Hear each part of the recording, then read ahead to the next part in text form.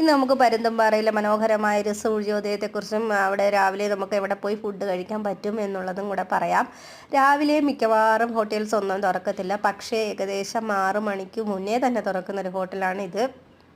പരുന്തുംപാറയിൽ നിന്ന് കുറച്ചുകൂടെ ദൂരോട്ട് വരുമ്പോൾ കല്ലാർ എന്ന് പറയുന്ന സ്ഥലമെന്നാണ് ആ ചേട്ടൻ പറഞ്ഞത്. ഇവിടെ നിന്ന് ചായ കുടിച്ച ചേട്ടനാണ് ഇവിടുത്തെ മുതലാളി.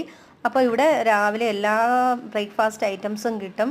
ദോശ, ചപ്പാത്തി, പൊറോട്ട എല്ലാം കിട്ടും. അപ്പോൾ രാവിലെ വൈബടിച്ച് പുറത്ത് കറങ്ങാൻ പോകുന്നവർക്ക് പെട്ടെന്നൊന്നും ഒരു ചായ കുടിക്കാനുള്ള ഓപ്ഷൻസ് കിട്ടത്തില്ല.